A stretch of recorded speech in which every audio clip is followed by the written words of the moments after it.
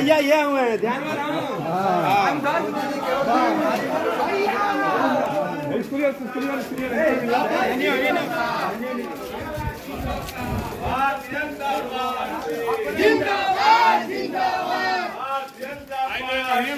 जिंदाबाद जिंदाबाद मोदी योगी जिंदाबाद जिंदाबाद मोदी योगी जिंदाबाद जिंदाबाद बारह मोहरिया तान के कमल के निशान शिकंजा कसेगा कब तक कोई हम दुश्मनों को उनका औकात बता देंगे। जिंदाबाद जिंदाबाद जिंदाबाद मरचैया बेलोनिया की इस पावन धरती पर अभी जिनका उद्बोधन आप सुन रहे थे बड़े भाई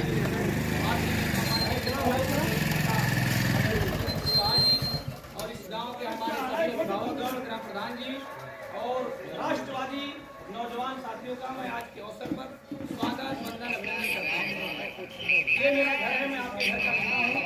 मैं आपसे सिर्फ एक अपील करने आया हूँ।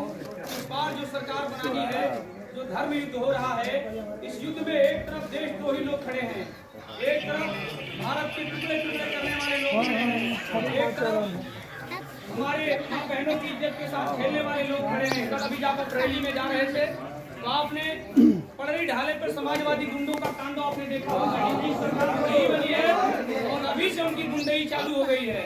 तो उन गुंडों को मुंहतोड़ जवाब देने के लिए सिर्फ आपके पास एक रास्ता है, वो रास्ता है 3 तारीख को कमल के फूल का बटन दबाकर यहाँ से अपने भाई सुरेंद्र चौरसिया को सदन में भेजिए। आपके मान सम्मान की जिम्मेदारी सुरेंद्र चौरसिया की होगी, आपके आप सबकी लड़ाई सुरेंद्र चौरसिया की लड़ाई है। जहां मरचैया बेलोनिया के लोगों का आज पसीना बह रहा है, सुरेंद्र चौरसिया अपने खून का एक एक कतरा बहाकर आपके मान सम्मान की हिफाजत करेगा और विकास के जो रास्ते बंद हैं वो रास्ता आपका बेटा खोलेगा। देवरिया की सड़क से लेकर सदन में आवाज उठाएगा और जो भी जरूरत आपको महसूस होगी आपके साथ सदन से कदम मिलाकर मैं आपसे एक अपील और करना चाहता हूँ कि आज से 2 दिन चुनाव बचे हैं। आप सबके जहाँ जहाँ इस विधानसभा में रिश्तेदारियाँ हैं, नातेदारियाँ हैं, एक बार आप सब उनके घर जाकर यदि वो कहीं दूसरे जगह वोट करने का मूड बना रहे हो तो उनको समझाइए कि उत्तर प्रदेश के मान सम्मान के लिए, अपने विधानसभा के विकास के लिए और भारत की राष्ट्रीयता के लिए भारतीय जनता पार्टी की सरकार जरूरी है। योगी आदित्यनाथ जी महाराज की जरूरी है और योगी आदित्यनाथ जी महाराज यूपी में जरूरी है तो सुरेंद्र चौरसिया को भी यहाँ से जिताना जरूरी है। 3 मार्च को एक एक वोट अपने घरों से निकालकर जो लोग जाने में असमर्थ है उन्हें गाड़ियों में बिठाकर और ले जाकर कमल के फूल पर वोट कराइए और अपने मान सम्मान के साथ सुरेंद्र चौरसिया को यहाँ से विजयी बनाइए। आज से आपकी लड़ाई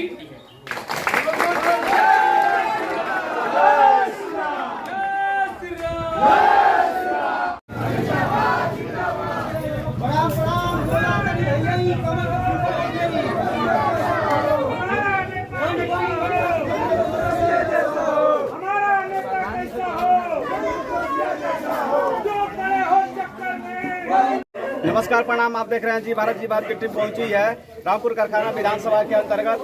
भाजपा के कर्मठ और जो युवा प्रत्याशी हैं सुरेंद्र चौरसिया जी, आइए डोर टू डोर मिलने के दौरान हम उनसे मुलाकात हुई है। आइए जानते हैं कि फील्ड में इनको किस प्रकार का फीडबैक मिल रहा है और कल मोदी जी का प्रोग्राम था देवरिया में, उसका प्रभाव क्षेत्र में किस प्रकार पड़ रहा है और भी इनसे सवाल रहेगा। सबसे पहले इनका परिचय जानेंगे और आगे इनसे बात करेंगे। सबसे पहले आपका जी बात में स्वागत है।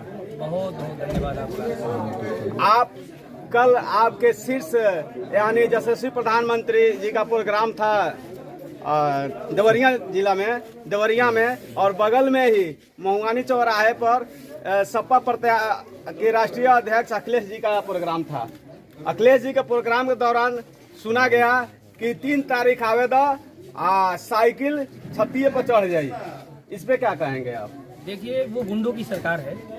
जब समाजवादी पार्टी की सरकार थी तो गुंडई चरम पे थी और वो निश्चित रूप से 3 तारीख का इंतजार कर रहे हैं कि 3 के बाद हम अपनी गुंडई करेंगे। लेकिन ये योगी आदित्यनाथ जी की सरकार है।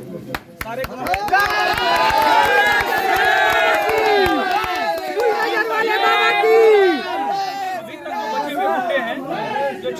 गुंडे हैं उनकी भी दवा 3 के बाद होने जा रही है, और 3 के बाद कोई भी गरीब मजलूम आदमी सताया नहीं जाएगा, किसी माँ बहन के साथ अत्याचार नहीं होगा। ये हमारे सरकार की गारंटी है, और मैं यहाँ का जनप्रतिनिधि होने जा रहा हूँ, तो मेरी भी गारंटी है कि मेरी विधानसभा के किसी भी व्यक्ति के साथ कोई नाइंसाफी नहीं होने दिया जाएगा। यदि कोई व्यक्ति, कोई देशद्रोही व्यक्ति, कोई तुष्टीकरण की राजनीति करने वाला व्यक्ति गलत रास्ता अपनाएगा तो उसको उसकी भाषा में जवाब दिया जाएगा। रास्ते आने के क्रम में हमने देखा कि एक है जो पैर से विकलांग थे, उनका व्हील चेयर था, उस पे आपकी झंडा लगा था। कहीं ना कहीं यह दर्शाता है कि मोदी और योगी से उस व्यक्ति को, यहाँ की जनता को प्रेम है, तो उसने अपने व्हील चेयर पे पीछे अपना भाजपा की झंडा बाना था। क्या कहेंगे इस पे? देखिए, 2 बातें हैं। एक तो माननीय नरेंद्र मोदी जी देश के कैसे नेता है जो गांव गरीब के बारे में सोचते हैं, जिनकी सोच गांव के अंतिम व्यक्ति को आगे उठाने की है। और दूसरी ओर रामपुर कारखाना में भारतीय जनता पार्टी ने एक जमीनी नेता को टिकट दिया है, यहाँ की बेटे को टिकट दिया है। लोग अपने बेटे को सदन में भेजने के लिए आतुर हैं। आप गांव-गांव में घूम रहे हैं, देख रहे हैं कि हम लोग गांव में जाते हैं, हजारों लोग अपने बेटे को सदन में भेजने के लिए आतुर हैं। और इस बार का जो जनादेश होगा वो इतिहास लिखेगा रामपुर कारखाना में। हम यहाँ 1 लाख से अधिक वोट पाकर सीट जीतने जा रहे हैं। अखिलेश यादव का तंज पर तंज और योगी के प्रति था। यहाँ तक उन्होंने कहा कि योगी जी के चेहरे पे 12 बज चुके हैं, और यहाँ कोई अगर दर्शक वहाँ तक पहुँचे हो तो ये भी देखा गया होगा कि बहुत व्याकुल होकर ये बोल रहे थे कि बाबा का चिलम 3 तारीख के बाद बंद हो जाए। चिलम वाले बाबा हैं तो बुलडोजर वाले बाबा हैं। क्या ऐसा खौफ योगी जी ने इस पूरे उत्तर प्रदेश में लाकर धरातल पर रख दिया है कि लोग बुलडोजर कर रहे हैं, चिलम बंद है तो 12 बज रहा है? बुलडोजर के नाम से क्यों जाना जाते हैं?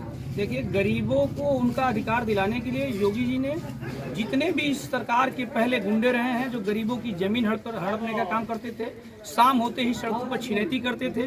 अभी एक वीडियो वायरल हो रहा था, समाजवादी पार्टी के गुंडे गांव में वोट मांग रहे थे लेकिन उस बिटिया को छेड़ रहे थे। ये उनका चरित्र है।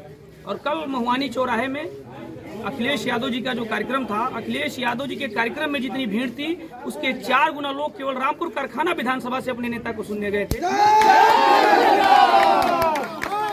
सवाल आपसे रहेगा कि अखिलेश यादव ने ये भी कहा था कि हमारे 7 विधानसभा के जो प्रत्याशी हैं 7 जीतने जा रहे हैं। जनता से अपील उन्होंने कहा कि आप लोग मदद करेंगे, तो जनता ने जाहिर किया कि हाँ हम साथ। लेकिन योगी जी के सरकार में युवाओं का बेरोजगारी और साथ और दूसरे बगल देखा जाए तो उनके राज में गुंडागर्दी, दोनों में क्या तालमेल और क्या डिफरेंस है? दोनों बातों में मैं आपको विस्तृत बता देना चाहता हूँ कि समाजवादी पार्टी की 5 साल की सरकार में उन्होंने केवल 2.5 लाख लोगों को सरकारी नौकरी दी थी, लेकिन हमारी सरकार 5 साल में 5.25 लाख युवाओं को सरकारी नौकरी दी है, जिसमें कोई भ्रष्टाचार का 1 रुपए का आरोप नहीं लगा सकता।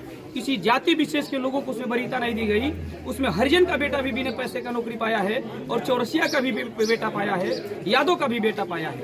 लेकिन जब आप पूर्व की सरकार में देखेंगे तो पिछड़ी जातियों के जो आरक्षण की लिस्ट थी उसमें एक जाति विशेष के लोगों को केवल नौकरियों में रखा जाता था, और जो गैर ओबीसी लोग हैं उनके हक पे डाका मारा जाता था। इस सरकार में पारदर्शिता है, उस पारदर्शिता का ही देन है कि सुरेंद्र चौरसिया जैसे गरीब परिवार का बेटा आज रामपुर कारखाना से चुनाव लड़ रहा है। पूरे 403 विधानसभा का मैं चैलेंज करता हूं कि अखिलेश जी किसी सुरेंद्र चौरसिया जैसे नौजवान को टिकट दिए हो तो मंच पर आकर बोलें। बहुजन समाजवादी पार्टी से भी कहना चाहता हूं कि 403 में एक भी सीट ऐसी नहीं है जो बिक्री नहीं हुई है, लेकिन भारतीय जनता पार्टी में मेरे जैसे कार्यकर्ता को टिकट है भारतीय जनता पार्टी की। चलते चलते और आपसे बात करते रहेंगे, हम क्षेत्र में आपसे मिलते जुलते रहेंगे। लेकिन ये भी देखा गया है कि ये लोग कह रहे हैं पूरे उत्तर प्रदेश की जनता से हम लोग मिल रहे हैं और जनता से रूबरू हो रहे हैं। लोग कह रहे हैं कि भाजपा की जो सरकार है जुमलेबाजों और झूठों की सरकार है। एक ऐसा कोई तो सरकार है ऐसा कोई आप उनको माइक लगाइए, ऐसा कोई आप क्षेत्र में घूम रहे हैं, खाली यही नहीं बोलेंगे,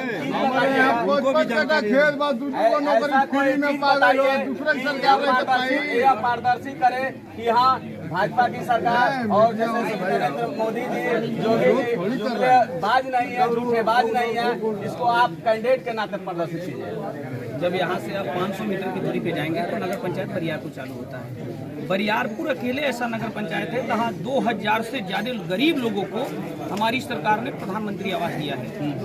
आप इस गांव में जाएंगे तो 80% लोगों को हमारी सरकार किसान सम्मान निधि के रूप में 2000 रुपये दे रही है। जब आप यहाँ के गाँव के लोगों में जाएंगे तो ये बहुत ही यहाँ पे बहुत सारा ऐसा परिवार है जिनके घर चूल्हा नहीं जल पाता था, लेकिन हमारी सरकार कोरोना जैसी महामारी में भी आज फ्री में राशन देकर उनके भोजन की व्यवस्था करा रही है। और हमारी सरकार आने वाले समय में गरीब बिटिया की शादी में भी 1 लाख रुपए देंगे।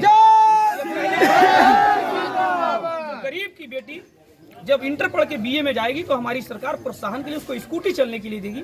ये नरेंद्र मोदी जी की और यदि यही जुमलाबाजी है तो आप समझिए कि हमारी सरकार बाबा को यहाँ तक अखिलेश जी ने बोले कि जो स्मार्टफोन है, स्मार्टफोन है, स्मार्टफोन भी चलाना नहीं आता है, तो लैपटॉप की बात करते हैं, क्या कहेंगे? बाबा जी संत के साथ साथ एक अच्छे राष्ट्रवादी व्यक्ति हैं जिनको हम लोग भारत की संसद का सुहाग कहते थे। जब देश में हिंदू उत्पीड़न होता था, जब इंसेफेलाइटिस जैसी महामारी से लोग मरते थे, तो इस देश में एक ही नेता ऐसा था जो सदन में बोलता था, उस नेता का नाम योगी आदित्यनाथ है। लेके चलते हैं अभी जो वर्तमान में यूक्रेन और देखिए यूक्रेन से संबंधित आपसे हम बात करना चाहेंगे। पूरी दुनिया नरेंद्र मोदी को एक उभरते हुए नेता के रूप में देख रही है। पूरी दुनिया नरेंद्र मोदी को अपना नेता मान चुकी है। इसका उदाहरण यूक्रेन है। चलिए इसके चाचा से बात करना चाहते हैं, 1 मिनट के लिए आपको रोकेंगे। क्या कहना चाह रहे हैं? माइक ले आओ भाई, माइक लाइए। क्या कहना चाह रहे हैं? कौन जी? जो योगी जी का सरकार है, बाजू और क्या बोलते हैं, झूठों की सरकार तो नहीं है, ये देवता का सरकार है। मोदी के रूप में देवता का जन्म हुआ है। योगी जी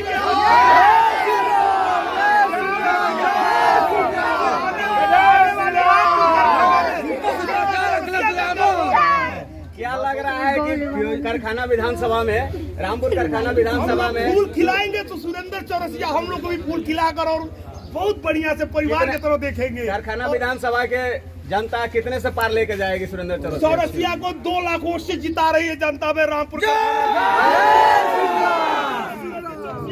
हर घर में, हर गली में, हर बाजू में फूल का ही नारा है। हम लोग ललकार कर सुरेंद्र चौरसिया को जिताकर और लखनऊ भेज देंगे। हमारी मध्य से अपने विधानसभा में इनसे कार्य कराएंगे। हमारा भाई है, बच्चे हैं, घर का लड़के हैं। ठीक है, चुनाव के बाद फिर से हम आपसे मिलेंगे और सुरेंद्र चौरसिया को कहाँ तक आप लोग पहुँचाते हैं? रामपुर कारखाना विधानसभा की जनता ठान लिए हैं 10 तारीख को पहुँचाएंगे।